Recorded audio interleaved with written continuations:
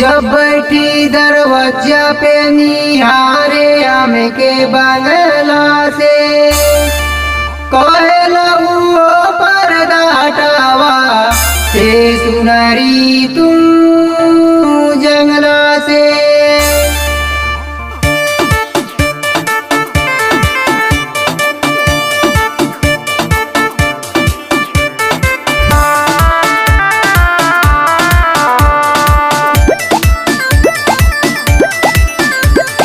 पर्दा हटा द जंगला से, ताका तू हमारी ओरी।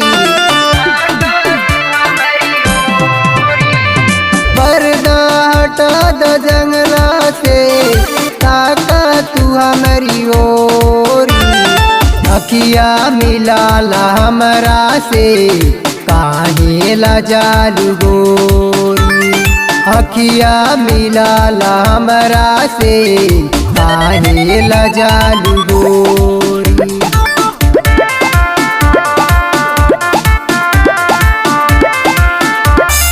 पर्दा के पीछे छिपर हो में एक अनार बा, ऊ दिलवा तू के देबू ई मजनू बेकरार बा।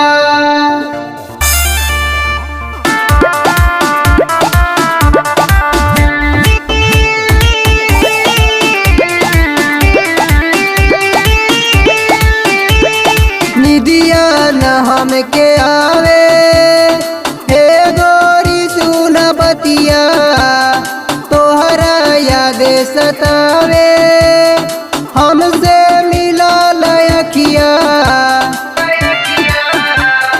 मनवा कोरेला हमरा, फांसी लगा के मोरी। अखिया मिलाला हमरा से, काहे ला जालू गोरी। अखिया मिलाला हमरा से, काहे ला जालू गोरी।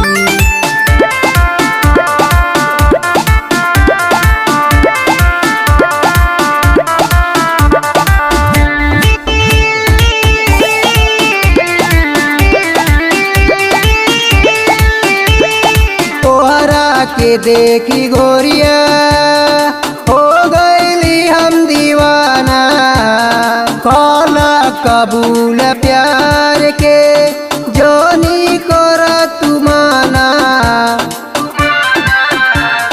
सटी जा तू हमरे लगवा, गर्मी के फूल झरी।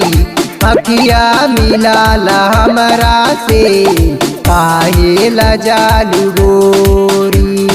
अखिया मिला रमेश से, काहे ला जालू गोरी। Divyanshu recording studio, Pipraich, Gorakhpur.